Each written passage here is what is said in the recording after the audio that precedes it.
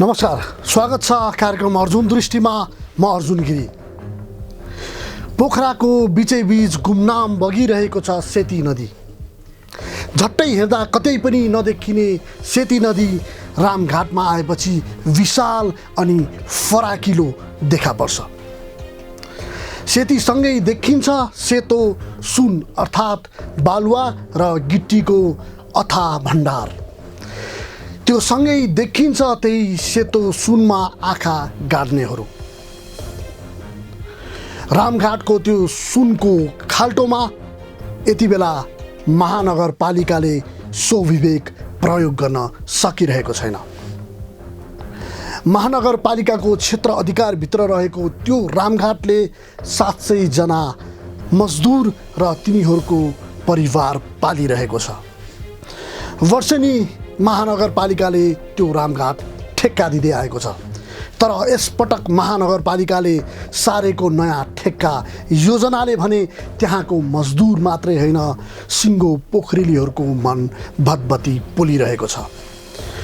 त्यो सेती नदी, त्यो सुनको भण्डारलाई वर्षौँ दशकौँसम्म ठेक्कामा दिनका लागि महानगरपालिकाले खोलेको त्यो आँखाले देखेन ऐन नियम र कानुन। त्यही ऐन नियम र कानुनको दफा उपदफामाथि हाम्रो फरक दृष्टि अर्जुन दृष्टिमा आज त्यो सुन अर्थात् त्यो सुनको खाल्टोबारे हामी रिपोर्टिङ गर्न गइरहेका छौँ। यो हेर्नुहोस् भिडियो। पोखरा महानगरपालिकाले 2075 देखि हालसम्म सार्वजनिक निजी साझेदारी अन्तर्गत 11वटा आयोजनाको सूचना प्रकाशित गर्यो, जसमा सराङकोट पर्यटन पूर्वाधार आयोजना, विघ्नस्थलमा वाटर स्पोर्ट सञ्चालन कार्य, महानगरमा होर्डिङ बोर्ड व्यवस्थापन कार्य, शहीद पार्कमा कफी सप तथा शौचालय लगायतका र पोखरामा रहेका तालहरूमा रहेको जलकुम्भी झार सङ्कलन गरी मल वा ग्यास सम्बन्धी प्लान्ट स्थापना गर्ने सम्बन्धी योजनाहरू रद्द भए। त्यसैगरी सेतीखोज पर्यटन पूर्वाधार आयोजना, पातले छाङ्गोमा सिसाको पुल निर्माण आयोजना, फेवातालमा वाटर स्पोर्ट सञ्चालन कार्य, रामघाट क्षेत्रमा सेती नदीमा स्थायी ड्याम निर्माण गरी प्रक्रियामा रहेको नदीजन्य सामग्री सङ्कलन तथा निकासी गर्ने र मोरे खहरे क्षेत्रमा सेती नदीमा स्थायी ड्याम निर्माण गरी नदीजन्य सामग्री सङ्कलन तथा निकासी गर्ने योजना प्रक्रियामा छ। 11वटा मध्ये फेवातालको 4वटा स्रोत नदीमा बनेको सिल्टेसन ड्यामको मर्मत सम्हार तथा सङ्कलन हुने सामग्रीको सङ्कलन तथा निकासी गर्ने योजना सम्झौता भएर काम अघि बढेको छ। स्थानीयले विरोध गर्दा समेत अटेर गर्दै काम अघि बढिरहेको छ। यी सबै आयोजना मध्ये सबैभन्दा चर्चाको विषय बनेको छ रामघाट। रामघाट सेती नदीमा ड्याम निर्माण गरी नदीजन्य सामग्री सङ्कलन तथा निकासी गर्ने गरी आयोजना सञ्चालनको प्रक्रिया अघि बढ्यो। महानगरपालिकाले प्रस्ताव आह्वान गर्दै एक दैनिक पत्रिकामा 2077 कार्तिक 7 गते सूचना प्रकाशित गर्यो अनि कार्तिक 16 गते संशोधनको सूचना समेत प्रकाशित गर्यो, जस अनुसार 2वटा कम्पनी बी रिभर माइनिङ प्राली पोखरा 9 र मोरे खरे रिभर माइनिङ प्राली पोखरा 27 ले प्रस्ताव बुझाए। उक्त प्रस्तावहरू मूल्याङ्कन सम्पन्न भई आशय पत्र 2078 जेठ 7 मा प्रकाशित भई प्रक्रियामा अघि बढ्यो। यस विषयमा महानगरपालिका नै अन्यलमा छ। करिब 4 दशक अर्थात् 35 वर्षसम्म एउटै कम्पनीले रामघाटको जिम्मा दिन कम्मर कसेको पोखरा महानगरपालिकाले यस विषयमा न कुनै अध्ययन गरेको छ न त कुनै लेखाजोखा नै अन्धाधुन्द निजी कम्पनीलाई कास्कीकै सबैभन्दा ठुलो घाट रामघाट किन दिन खोजेको होला भन्ने प्रश्न यति बेला सबैको मन मस्तिष्कमा छ। रामघाट निजी कम्पनीलाई स्वामित्वमा दिएपछि वार्षिक कति रकम आउँछ भन्नेतिर भन्दा पनि देशको ऐन कानुनले के भन्ला भन्ने विषयमा हाम्रो खोज रह्यो। यस विषयमा हामीले केही कानुनका पाना पल्टायौं। महानगरपालिकाले भने जस्तै सार्वजनिक निजी साझेदारी तथा लगानी ऐन अनुसार रामघाट दिन नमिल्ने स्पष्ट छ। त्यति मात्र होइन, अन्य ऐन कानुनले पनि रामघाट त्यसरी दिन नमिल्ने स्पष्ट किटान गरेको छ। तर यस विषयमा महानगरपालिकासँग बुझ्न जाँदा नगरपालिकाका प्रमुख प्रशासकीय अधिकृत महेश बरालले आफू यो विषयमा नबोल्ने भन्दै सूचना अधिकृत भरतराज पौडेललाई पठाए। आयोजना सञ्चालनको प्रक्रिया अघि बढे पनि अझैसम्म स्पष्ट खाका तयार नभएको सूचना अधिकृत पौडेलले बताए। त्यति मात्रै होइन, यस विषयमा अध्ययन, लेखाजोखा, आइई, EIA र DPR कुनै पनि कुरा नगरी प्रक्रिया अघि बढेको उनले स्वीकार गरे। अहिले हाम्रो सार्वजनिक निजी साझेदारी अवधान अन्तर्गत चाहिँ सार्वजनिक सूचना जारी गरेर अब मूल्याङ्कन प्रक्रिया सम्पन्न भएर सशर्त आशय पत्र जारी भएको अवस्था हो। अब सम्झौताको लागि चाहिँ अब विभिन्न विषयहरू क्लियर गर्नुपर्ने अवस्था छ, त्यो भएर अहिले वार्ताको चरणमा छ। अनि यो सार्वजनिक निजी साझेदारी अन्तर्गत पर्छ सर यो? अब यो हाम्रो कार्यपालिकाले डिसाइड गरेका विषय हो। यी आयोजनाहरूलाई सार्वजनिक निजी साझेदारी अवधारणा अन्तर्गत अगाडि बढाउने भन्ने ढङ्गले त्यो कार्यपालिकाको डिसिजन बमोजिमै सार्वजनिक निजी साझेदारी समितिले अब यो प्रक्रिया चाहिँ अगाडि बढाएको छ। सार्वजनिक निजी साझेदारी अन्तर्गत त्यो पर्दैन भनेर नीतिले नै बोलेको छ नि सर 2072। कार्यपालिकाले मात्रै भनेर हुन्छ अथवा त्यो नीति मान्नुपर्ने हो या होइन? अब यो चाहिँ ऐन बाजिएको भयो त त्यो ऐन बाजिएको हदसम्म चाहिँ अमान्य होला, त्यो चाहिँ अब न्यायको कसीमा जाला होइन। अब त्यो कार्यपालिकाले बनाएको त्यो अब त्यही ऐन बमोजिमकै आधारमा यो अगाडि बढायो। जस्तो कि यो सार्वजनिक निजी साझेदारी नीति 2000 जुन के अरे 72 छ नि सर, त्यसमा स्पष्ट के लेखिएको छ भने सार्वजनिक निजी साझेदारीको दृष्टिकोणबाट राष्ट्रिय तथा स्थानीय स्तरका प्राथमिकता प्राप्त क्षेत्र देहबान बमोजिम छ भन्छ, जुनमा चाहिँ यो पर्दैन नि सर। के भन्नुहुन्छ त्यसमा? अब यो यस्तो छ, अब के छ भने अब मूल अवधारणा भने के हो भने त्यहाँको स्रोत पनि सङ्कलन गर्ने। त्यो वरपरको अहिले हामीले रामघाट क्षेत्रमा जाने बुझेकै कुरा हो। त्यहाँ कैयौँ चाहिँ धार्मिक संस्थाहरूले सङ्घ संस्थाले कैयौँ रकम लगानी गरे। अब वर्षेनी त्यो चाहिँ अब सर्टेन लेभलभन्दासम्म चाहिँ हामीले अनुगमन गर्न नसक्ने, त्यसले हाम्रो नदीको स्रोतहरू चाहिँ नदीको गहिराई एकदम बढेर गयो। अब हाम्रो पोखरा क्षेत्र नै चाहिँ अब जोखिममा पर्यो। अब त्यो उत्खनन हुने सामग्री उत्खनन गर्ने निश्चित गहिराई भन्दा माथि बाहिर निकाल्न नपाउने र वरपर संरक्षण पर्खालहरू निर्माण भयो। प्रविधिको मद्दत चाहिँ यसलाई निकाल्न सकियो भने यो राम्रो हुन्छ, यसलाई राम्रो ढङ्गले व्यवस्थापन गर्न सकिन्छ भन्ने कन्सेप्टले आएको हो। अब यो अरू सबै कुरा कानुनै वैध अवैध भन्ने कुरो त अब कानुनको कसीमा जान्छपछि थाहा होला। त्यही त होइन, अर्को पनि छ सर यहाँ, जस्तो कि सार्वजनिक निजी साझेदारी तथा लगानी ऐन 2075 को यहाँ के अरे उसमा के उल्लेख गरिएको छ भने यो के अरे सार्वजनिक निजी साझेदारी भन्नाले सम्बन्धित सार्वजनिक निकाय र लगानीकर्ता बिच स्रोत वा प्रतिफलको बाँडफाँड तथा जोखिम बेहोर्ने गरी आपसी सहकार्यमा पूर्वाधार संरचना निर्माण भनिएको छ, जसको दफा 17 को उपदफा 2 मा उल्लेख भएअनुसार निर्माण तथा हस्तान्तरण पर्छ कि यो अथवा निर्माण तथा सञ्चालन तथा हस्तान्तरण पर्छ? निर्माण सञ्चालन हस्तान्तरण भनेपछि यो के महानगरले आफैले बनाउन नसक्ने हो? अब यो यस्तो छ, महानगरको अब हामी यति ठुलो भूगोलमा छौँ। अब यो हामीले गर्नुपर्ने ठाउँहरू धेरै छन् होइन। सबै सेक्टर चाहिँ अब सरकारले एक्लोले प्रयासले मात्रै त्यस्तो सम्भव पनि छैन। अब हामीले निजी लगानीलाई आकर्षण नगर्ने हो भने, निजी क्षेत्रलाई आकर्षण नगर्ने हो भने हामीले त्यो काम गर्न सम्भव छैन। अब त्यो भएर अब यो कतिपय यो कुराहरू जस्तो त्यहाँ लगानी निजी क्षेत्रको आउँछ, स्रोत हामीले राज्यको स्रोतलाई निजी क्षेत्रले लगानी गर्छ, त्यसलाई व्यवस्थित ढङ्गले चाहिँ प्रयोग गर्ने भन्ने ढङ्गले चाहिँ आएको हो। अब ऊ चाहिँ कन्सेप्टै विपरीत पर्छ होला जस्तो लाग्दैन। जस्तै निर्माण र हस्तान्तरणमा के पर्ने गर्छ त? अब यो निर्माण र हस्तान्तरणमा हामीले निर्माण गर्ने र त्यसपछि हस्तान्तरण गर्ने परिचालन गर्ने निजी संस्थाले साझेदारीको संस्थाले गर्ने भन्ने कुरा हुन्छ। अब यो चाहिँ निर्माण सञ्चालन हस्तान्तरण भन्ने अब उसले लगानीदेखि लिएर सबै कुरा गर्ने। अब यो अहिले रामघाट क्षेत्रमा बन्न सक्ने कुरो, रामघाट क्षेत्रमा अहिले त्यो हाम्रो तलपट्टिको एरियामा बाँध निर्माण हुन्छ, 5 मिटर अग्लो बाँध निर्माण हुने। त्यो बाँधबाट चाहिँ अब प्रविधिको मद्दतले त्यो त्यहाँ बन्न जाने तालबाट चाहिँ बालुवा बाहिर निकाल्ने, मेसिन प्रयोग गरेर यो चाहिँ बालुवा जाने सामान निकाल्ने। वरपरको सबै क्षेत्र जहाँबाट बाँधबाट ताल बन्छ त्यो एरिया सबैमा ऊ चाहिँ पेरिफेरी वालको रिटेनिङ वाल लगाउने र संरक्षण गर्ने। अनि त्यस पछाडि अब त्यो त्यहाँ भएका अब मजदुरहरूको चाहिँ संरक्षण गर्नलाई चाहिँ संरक्षण व्यवस्थापनलाई कसरी गर्न सकिन्छ, उनीहरूलाई रोजगारीको ग्यारेन्टी गर्ने कि कसरी जाने भन्ने कुराहरू छन्। यी सबै कुराहरू अब ती टुङ्गिया छैन, अहिले यो प्रक्रियाकै विषय हो। बोटानिकल गार्डनको कुरा नै आएको छ, त्यो कहाँनिर हुन्छ सर? यो बोटानिकल गार्डन भनेको यो रामघाटको सम्बन्धित विषय होइन होला सायद। यो चाहिँ अर्को सेतीगर्जको चाहिँ विषय होला जस्तो लाग्छ होइन। उहाँहरूले लिँदा जस्तो कि अहिले जुन प्रक्रिया अगाडि बढेको छ, उहाँले लिँदा रामघाट लगायत 8 किलोमिटर तलमाथि कुनै छ त्यस्तो दायरा केही छ? यो सेती गर्जमा साहसी पर्यटन निर्माणसँग सम्बन्धित योजना हो। त्यो गाईघाटदेखि हाम्रो ढुङ्गे साङ्गुसम्मको एरियामा 8 पोइन्ट समथिङ त्यही अन्तर्गत पर्यो। त्यो यो रामघाट हाम्रो सानिसा अन्तर्गत जम्मा 11वटा चाहिँ प्रक्रियामा अगाडि बढेको। त्यो मध्ये अहिले एउटा फेवा सिल्टेसन ट्र्यापको चाहिँ माल निकाल्ने चाहिँ एउटा सामग्री उत्खनन निकासी गर्ने र बाँधको संरक्षण निर्माण र संरक्षण गर्ने एउटा आयोजना समाप्त भएको छ। अरू सबै चाहिँ प्रक्रियामा छन्। तपाईँले अहिले उठाउनु भएको विषय चाहिँ हाम्रो सेती गर्जमा साहसिक पर्यटन र पूर्वाधार निर्माण भन्ने विषयसँग जोडिएको कुरा हो। जस्तो कि सर तपाईँले अघि भन्नुभयो नि त्यहाँ सङ्कलन भएका गिटी बालुवा जति पनि नदी जन्ने वस्तुहरू छ त्यो त जसले ठेक्कामा लिएको उसले लिने भयो होइन सर।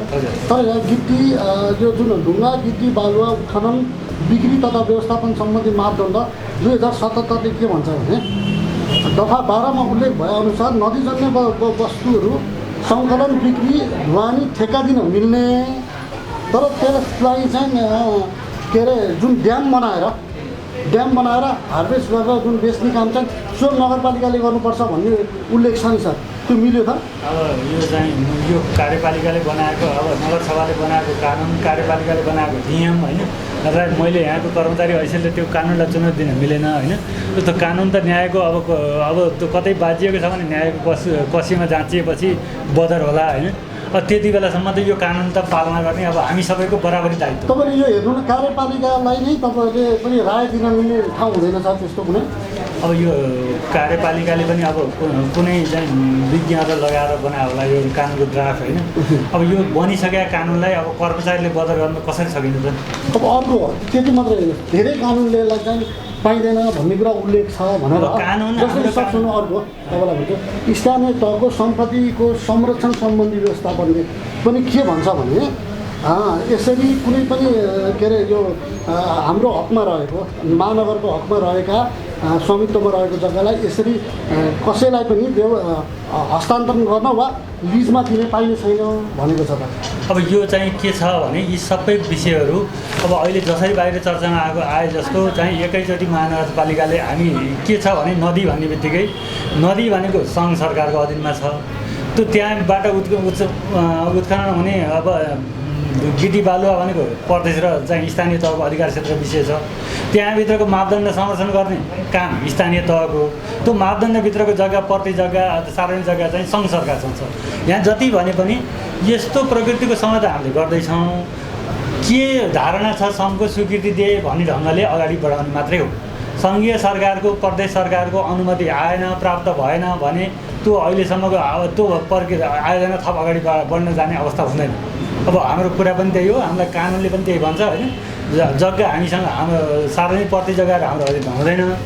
सार्वजनिक प्रति जग्गा दिने गरेर महानगरले चाहिँ कुनै समझौता गर्यो भने र सङ्घ सरकारको अनुमति बिगर त्यो स्वतः बदर हुन्छ। अब खालि अनुमतिको लागि एउटा सम्झौताको ड्राफ्ट हामीले चाहिँ पठाउने हो। सङ्घ सरकारले प्रदेश सरकारले ओके यो ठिक छ नगरपालिकाले उठाएको विषय चाहिँ यो ढङ्गले जानुपर्छ भन्ने सहमति आयो भने आयोजना अगाडि बढ्ने हो। सहमति आएन भने आएन अगाडि बढ्छ। जस्तै अहिले सरस्वती भनेका यी ऐनहरू त सङ्घीयलाई बाजिने गरी अथवा प्रदेशलाई पनि जानकारी भनेको छ, प्रदेश ऐनमा बाजिने गरी भएको छ भन्ने कुरा त यी ऐनहरूले त स्पष्ट पार्छ। अब यो त यस्तो भयो कि सम्बन्धित पहिला लगानीकर्ता नआएसम्म छलफलको बाटो भएन। एक नम्बर कुरा लगानीकर्ता आयो, लगानीकर्ताले हामीलाई रोयल्टी कति देला, कुन मोडलमा काम गर्ला, के संरचना बनाउला भन्ने कुरा सामान्य अहिले प्रारम्भिक छलफलको विषयहरू छन्। अब यसलाई चाहिँ अब उनीहरूले डिपिआर बनाउनेदेखि लिएर अरू सबै निर्माणको चाहिँ एउटा लगानीकर्ता सङ्घको प्रदेश सरकारको सहमति नभएसम्म ऊ पनि आकर्षित हुने अवस्था हुँदैन।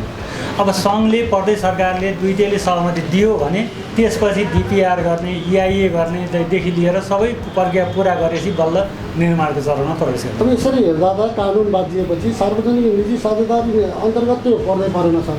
यसरी कानुन हेरेर कुरा गर्दा होइन, यदि परिहाल्यो ल भोलि गरिहाले त्यहाँ काम भइहाल्यो भने नि त्यसमा अध्ययन पहिला भएको छ कि छैन सर? भूगोलको अथवा आइआई रिपोर्टहरू डिपिआर सबै यो पहिला भएर अनि बल्ल प्रक्रियामा जानु पर्ने होइन? यो त उल्टो भयो जस्तो भयो सर। यस्तो भयो, यो चाहिँ के भयो भने यो एक खालको सामान्य प्रारम्भिक प्रिलिमिनरी स्टडी भयो। अब ठुलो अध्ययन गर्नलाई अब उनीहरू अहिले हामीसँग लगानीकर्ता आएको कसरी अवस्था हो भने हामी चाहिँ यो आयोजना यो ढङ्गले हामी अगाडि बढाउँछौँ। हामी चाहिँ डिपिआर फेल भयो, इआइएले फेल भयो भने हाम्रै लगानी खेर गयो, त्यति बेला हामी त नगरपालिका छ क्षतिपूर्ति पनि माग्दैनौँ, तर हामीलाई काम गर्ने बाटो खोल्यो भन्ने ढङ्गले यही मनसायमा अगाडि बढाएन हो। भनेपछि त लगानीकर्ताहरूले स्वयं ब्रेन चाइल्ड आफैले बनाएको योजनालाई महानगरपालिकाले एप्लाई गरे हो। खास महानगरले बनाउनु पर्ने होइन योजना। यो यस्तो छ, तपाईँले भने त्यो देखियो। यो सम्पत्ति भनेको बौद्धिक छ। सरकारले जनताले भने मान्ने हुन्न, निजी क्षेत्रले भनेको कुरा मान्ने हुन्न, निजी क्षेत्रले ल्याएको गतिलो कुरालाई एप्लाई गर्ने हुन्न भन्ने ढङ्गले चाहिँ हामी जानु हुँदैन जस्तो लाग्छ होइन। निजी क्षेत्रले राम्रो सोच ल्यायो, यो चाहिँ भौगोलिक हिसाबले ठिक छ, अरू सबै हिसाबले चाहिँ अब डिपिआर गर्दा यो आयोजना लाभदायक छ भन्ने ढङ्गले सफल भयो भने हामी लगानी गर्छौँ, अन्यथा हामी चाहिँ फर्कन्छौँ भनेर ल्याएको प्रस्ताव चाहिँ महानगरले स्वीकार गरेको अवस्था हो। त्यही ढङ्गले आएको आयोजना होइन। अब त्यो ढङ्गले आउँदा पनि गलत चाहिँ होला जस्तो मलाई लाग्दैन। जस्तै कि निजी कुनै कम्पनीले भनेका आधारमा बनाएको यो दिनुपर्छ भनेपछि तपाईँहरू त कानुनमा त चुक्नु भयो त होइन? होइन, कानुनले त त्यो व्यवस्था पनि त गरेको छ नि। सोझै प्रस्ताव पेस गर्न सक्ने हिसाबले त कानुन बनाएको छ। सार्वजनिक निजी साझेदारी ऐन 2075मा सोझै प्रस्तावदाताले सोझै प्रस्ताव आह्वान गरेर पनि वार्ता मार्फत आयोजना अगाडि लान सकिने भनेको छ। कसै निजी क्षेत्रलाई त्यो ड्रिम आयो, उसलाई कल्पना आयो, म यो ढङ्गले लगानी गर्छु, यसरी लगानी जुटाउँछु, म यसरी काम गर्छु, नगरपालिकालाई यति रोयल्टी दिन्छु, यी काम गर्छु, यहाँको यसरी पर्यटन बढाउँछु भनेर आयो प्रस्ताव चाहिँ निजी क्षेत्रले आयो। त्यही ढङ्गले त्यो कानुनमा व्यवस्था पनि छ, त्यो त्यही ढङ्गले आएको हो। यी आयोजनाहरू चाहिँ करिब त्यस्तै प्रकृतिका छन्। यो निजी संस्थाले परिकल्पना गरेर अथवा योजना बनाएर आफैले प्रपोज गरेको पहिलोपटक हो सर यो? होइन, अब सार्वजनिक निजी साझेदारी ऐन 2075 पोखरा महानगरले पहिलोचोटि ल्यायो होइन। अब त्यो ऐन पहिलोचोटि ल्याएपछि त्यही बमोजिम हामी सायद मलाई लाग्छ 75कै फागुनतिर सूचना निकालेको एकदमै नितान्त नयाँ विषय भयो। अब यो चाहिँ सुरुमा त हामीले मूल्याङ्कन नै टुङ्ग्याउन सकिएन। अब त्यो मूल्याङ्कन टुङ्ग्याउँदै जाँदा धेरै विषयहरू अब हाम्रो लागि एकदमै नयाँ कुरा, अब यो चाहिँ लङ टर्म असर पर्ने कुरा भएको हुनाले हामीले टुङ्ग्याउन नसकेर यो यति लामो समय अवधि व्यतीत भयो। अब यो प्रस्तावदाताले अब प्रस्ताव ल्याए भने हाम्रो टिमले त्यति छिटै काम गर्न सकिएन भन्ने ढङ्गले बुझाउनु। परिस्थिति यो अध्ययन पनि भएको छैन। अब यसको महानगरबाट प्रपर डिटेल स्टेट त भएकै छैन। अनि ठेक्का प्रक्रियामा जानु, त्यो मनसाय पत्रमा सबै अगाडि प्रक्रिया बढ्नु यो राम्रो हुँदैछ। पहिले अध्ययन गरेपछि बल्ल यो प्रोसेस होइन कि के हो? अब यो यस्तो हुन्छ, यो सबै प्रोसेसलाई एउटै ढङ्गले चाहिँ आँखाले हेर्नु भएन होइन। कुनै आयोजना निजी क्षेत्रले पुरा बाँकी स्टडी डिटेल प्रोजेक्ट रिपोर्ट आफै बनाएर अगाडि जाने भन्ने कुरा हो। त्यति बेलासम्म हाम्रो लगानी पनि गर्नु परेन। महानगरको बिना लगानी निजी क्षेत्र त्यसरी आउँछ र हाम्रो चाहिँ इआइएले भनेको कुरा चाहिँ पुरा गर्छु भनेर कमिटमेन्ट गर्छ भनेर आउँछ भने नराम्रो हुँदैन। तर सबै प्रोजेक्ट तपाईँले भने जस्तै यही मोडलमा जान सकिँदैन। अहिले के पनि हल्ला छ भने जस्तो कि यो दिनै नमिल्ने, एकदम नियमले नमिल्ने, सङ्घीय नियम प्रदेशको नियम सबै नियम बाँधिने र दिन नमिल्ने योजना हो। तर दिएको छ किनभने यहाँका केही जनप्रतिनिधि र कर्मचारी, उपल्लो लेभलको कर्मचारीलाई पेन्सन पाउने गरी यो निर्णय हुँदैछ भन्छन् नि सर। यो अब यो यस्तो छ सर, अब यहाँ हामी कहाँ अलिकति काम भएपछि कामभन्दा धेरै हल्ला हुन्छ होइन। अब काम केही अलिकति चाहिँ अब हाम्रो नेपालमा काम भएन, विकास भएन, कर्मचारीले रिस्क नलिएको कारणले भएन भनेर एकातिर व्याख्या पनि गर्ने, अर्कोतिर काम गर्दै जाँदा अब अलिकति चाहिँ अब यो कानुनलाई टेकेर अगाडि बढ्दै जाँदा अब केही दीर्घकालीन प्रकृतिका होलान्, कोही सर्ट टर्मका होलान्, अलिकति काम नगर्ने भने त विकास चाहिँ कसरी फड्को मार्छ त? अब केही न केही त काम त हामी केही अब जोखिम उठाउला।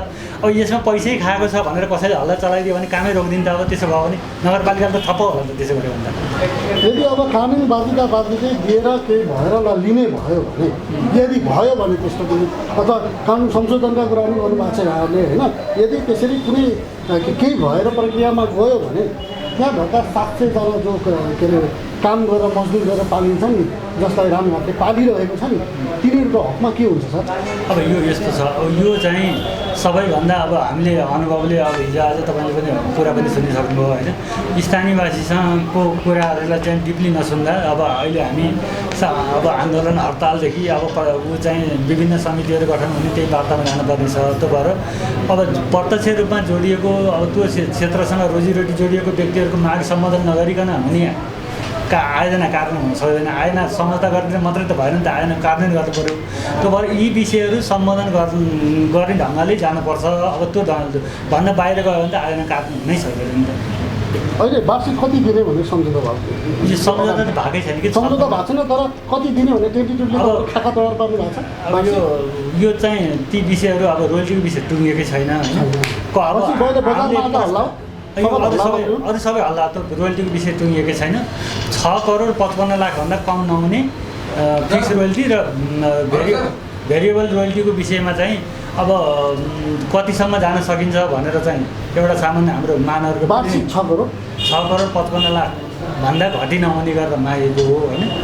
अब त्यसपछि भेरिएबल रोयल्टीको कुरा पनि अब कतिसम्म उठ्न सक्ला, त्यहाँ बाँध निर्माण गर्दा कति म्याटेरियल जम्मा हुन्छ अनि त्यो म्याटेरियल चाहिँ उठाउन गरेर बेच्दा कति पैसा आउँछ भन्नेदेखि लिएर सबै कुराको चाहिँ अब क्यालकुलेसन गरेपछि हामी अब फाइनेन्सियल एनालाइजरदेखि लिएर अब सबै मान्छेहरूको अध्ययनले कतिसम्म चाहिँ नगरपालिकाको हितमा हुन्छ भन्ने अध्ययनपछि मात्रै त्यो कुरा फाइनल हुन लाग्छ।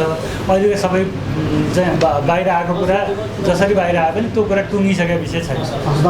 हस् थ्याङ्क यू। पौडेलले सोझै भन्न नसके पनि एउटा कुरा के प्रश्न हुन्छ भने निजी कम्पनीकै इसारामा रामघाटको योजना अघि सरेको छ, होइन भने महानगरपालिकाले योजना अघि बढाउन भन्दा पहिला ऐन कानुन बुझेर अध्ययन प्रतिवेदन समेत तयार पार्नुपर्ने हो। रामघाटलाई यसरी सार्वजनिक निजी साझेदारी अन्तर्गत लिजमा दिन मिल्दैन भन्ने कुरा एउटा मात्र होइन, धेरै शीर्षकमा ऐन कानुन बोल्दछ। सबैभन्दा पहिलो रामघाटको योजना के सार्वजनिक निजी साझेदारी अन्तर्गत पर्छ त? सार्वजनिक निजी साझेदारी तथा लगानी ऐन 2075 को परिच्छेद 1(2) को फ र ब मा सार्वजनिक निजी साझेदारीलाई यसरी परिभाषित गरेको छ। सार्वजनिक निकाय भन्नाले नेपाल सरकार, प्रदेश सरकार वा स्थानीय तहको कार्यालय, नेपाल सरकार वा प्रदेश सरकारको पूर्ण वा अधिकांश स्वामित्व वा नियन्त्रणमा रहेको संस्था, कम्पनी वा प्रचलित कानुन बमोजिम सार्वजनिक स्तरमा स्थापित गठित अन्य सङ्गठित संस्था वा नेपाल राजपत्रमा सूचना प्रकाशित गरी नेपाल सरकारले सार्वजनिक निकाय भनी तोकिदिएको सार्वजनिक संस्था सम्झनु पर्दछ। सार्वजनिक निजी साझेदारी भन्नाले सम्बन्धित सार्वजनिक निकाय र लगानीकर्ता बीच स्रोत वा प्रतिफल बाँडफाँड तथा जोखिम बेहोर्ने गरी आपसी सहकार्यमा पूर्वाधार संरचना निर्माण, सञ्चालन, पुनर्स्थापना वा सार्वजनिक सेवा प्रवाह गर्न दफा 17 को उपदफा 2 मा उल्लेख भए मध्ये कुनै तरिकाबाट परियोजना कार्यान्वयन गर्ने प्रबन्ध सम्झनु पर्दछ। दफा 17 को उपदफा 2 बमोजिम सार्वजनिक निजी साझेदारीबाट परियोजना कार्यान्वयन गर्दा देखाएको कुनै तरिका अपनाउन सकिनेछ। निर्माण तथा हस्तान्तरण, निर्माण, सञ्चालन तथा हस्तान्तरण, निर्माण, हस्तान्तरण तथा सञ्चालन, लीज, सञ्चालन तथा हस्तान्तरण, लीज, निर्माण, सञ्चालन तथा हस्तान्तरण, विकास, सञ्चालन तथा हस्तान्तरण, व्यवस्थापन, सञ्चालन तथा हस्तान्तरण, पुनर्स्थापना, सञ्चालन तथा हस्तान्तरण, यस्तै अन्य कुनै तरिका। यो ऐनले परिभाषित गरे अनुसार रामघाटलाई सार्वजनिक निजी साझेदारी मान्ने कुनै आधार छैन। स्थानीय तहको सम्पत्तिको संरक्षण सम्बन्धी व्यवस्थाले यस्तो भन्छ: गाउँपालिका तथा नगरपालिका क्षेत्रभित्रको सम्पत्तिको संरक्षण। गाउँपालिका तथा नगरपालिकाले आफ्नो क्षेत्रभित्रको देखाएको सम्पत्तिको रेखदेख, मर्मत, सम्भार तथा अन्य प्रबन्ध गर्नुपर्नेछ। सरकारी, सामुदायिक तथा सार्वजनिक सम्पत्ति, आफ्नो कोषबाट बनेको, खरिद भएको वा नेपाल सरकार, प्रदेश सरकार, कुनै संस्था वा व्यक्तिले दिएको सम्पत्ति, ढल, नाला, पुल, पोखरी, धार्मिक स्थल, पाटी पौवा, घर, कुवा, इनार, धारा, गौचर, पानीघाट, निकास, चोक, गल्ली, सडक, बाटो र सडकका दायाँ बायाँका रुख, आफ्नो स्वामित्वमा रहेको भवन, जग्गा, पार्क, उद्यान, चौतारो, बगैँचा, बस पार्क वा अन्य संरचना, राष्ट्रिय निकुञ्ज, वन्यजन्तु आरक्ष, सिमसार क्षेत्र तथा राष्ट्रिय वन बाहेक आफ्नो क्षेत्राधिकारभित्रको अन्य वन, संविधान र प्रचलित कानुन बमोजिम नेपाल सरकार वा प्रदेश सरकारको क्षेत्राधिकार बाहेकको अन्य प्राकृतिक सम्पदा, प्रचलित कानुन बमोजिम नेपाल सरकार वा प्रदेश सरकारले तोकिदिएको प्राकृतिक सम्पदा तथा क्षेत्र। गाउँपालिका तथा नगरपालिकाले उपदफा 1 बमोजिमको सार्वजनिक तथा सामुदायिक सम्पत्ति बेचबिखन गर्न वा अरू कुनै बेहोराले एक हस्तान्तरण गर्न वा लिजमा दिन पाउने छैन। गाउँपालिका तथा नगरपालिकाले आफ्नो नाममा रहेको अचल सम्पत्ति नेपाल सरकारको स्वीकृति नलिई बेचबिखन गर्न वा अरू कुनै बेहोराले हक हस्तान्तरण गर्न पाउने छैन। गाउँपालिका तथा नगरपालिकाले उपदफा 1 बमोजिमको सम्पत्तिको अद्यावधिक अभिलेख राख्नुपर्नेछ। स्थानीय तहको सम्पत्तिको संरक्षण सम्बन्धी व्यवस्था भएअनुसार महानगरपालिकाले आफ्नो नाममा रहेको अचल सम्पत्ति नेपाल सरकारको स्वीकृति नलिई बेचबिखन गर्न वा अरू कुनै बेहोराले हक हस्तान्तरण गर्न नपाउने उल्लेख छ। तर पनि महानगरपालिकाले रामघाट दशकौं वर्षका लागि निजी कम्पनीलाई दिने आँट कसरी गर्यो? सार्वजनिक निजी साझेदारी नीति 2072। आयोजना उपयुक्तताको लेखाजोखा र स्वीकृति, आयोजना छनौट र सो सम्बन्धी तयारी गरिएका सम्भाव्यता अध्ययन, उपयुक्तताको लेखाजोखा, प्रस्ताव माग गर्ने सम्बन्धी कागजात र नमुना, आयोजना सम्झौताको स्वीकृति प्राप्त भएपछि मात्र खरिद प्रक्रिया सुरु गर्न सकिनेछ। यस अन्तर्गत सञ्चालन हुने प्रस्तावित आयोजनाको उपयुक्तताको परीक्षण र स्वीकृति प्रक्रिया देहाय बमोजिम हुनेछ। केन्द्रीय तथा स्थानीय स्तरमा सञ्चालन हुने सबै आयोजनाहरूको सम्भाव्यता अध्ययन गरिनेछ। आयोजनाको खरिद प्रक्रिया प्रारम्भ गर्नु अगावै आयोजना खरिद सम्बन्धी कागजात, मस्यौदा, आयोजना सम्झौता र सोको सम्भाव्यता अध्ययनको उपयुक्तताको लेखाजोखा गराउने सम्बन्धी काम आयोजना कार्यान्वयन निकायबाट सम्पन्न गर्नुपर्नेछ। आयोजना कार्यान्वयन निकायले अनुरोध गरेको आयोजनाको उपयुक्तताको लेखाजोखा सम्बन्धी दस्तावेज सार्वजनिक निजी साझेदारी केन्द्रले तयार गरी सम्भाव्यता अध्ययन सम्बन्धमा आफ्नो धारणा र सुझाव समेत राखी सम्बन्धित आयोजना कार्यान्वयन निकायमा पठाउनेछ।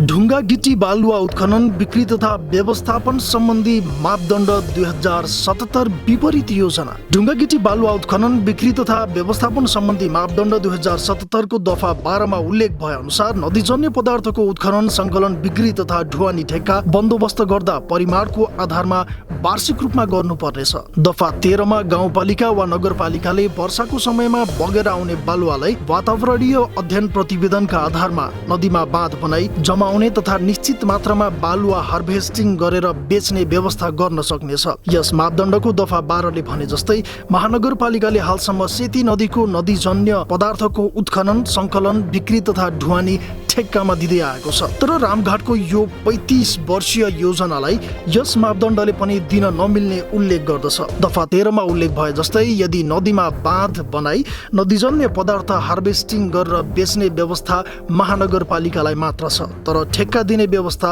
उल्लेख गरिएको छैन। यही नियम कानुन बनाउने मात्रै होइन, यसलाई पालना गराउने निकाय पोखरा महानगरपालिकाले नियम विपरीत योजना अघि सार्नु लाजमर्दो कुरा हो। बिना कुनै अध्ययन अन्धाधुन्दा यस्ता योजना ल्याइरहँदा यसले महानगरपालिकाको मात्रै होइन, सिङ्गो पोखरावासीको लागि घातक बन्न सक्छ। अझै पनि समय छ। यो योजना मात्रै अघि सरेको, यसलाई थप अध्ययन गरियोस् र यस्ता योजना जसले त्यो क्षेत्रलाई घात हुन्छ, पोखरेलीलाई घात हुन्छ भने त्यस्तो योजना रद्द गर्न नै फाइदा हुन्छ। आज हामीले पोखरा महानगरपालिकाले ल्याएको यो नयाँ योजना जसले गर्दा रामघाटको त्यो सुनको खानीलाई मात्रै होइन, सिङ्गो पोखरालाई असर गर्थ्यो, त्यसबारे हामीले कानुनी पाटा मात्रै पल्टाएका छौँ। यस सम्बन्धी थप कडीहरू जोडिनेछ र हामी प्रस्तुत गर्नेछौँ र यस सम्बन्धी थप सूचना र जानकारी हामी अर्को पटक ल्याउनेछौँ। अहिलेलाई बिदा हुन चाहन्छु। नमस्कार। ताण्डव, तथ्य सत्यको खोजीमा।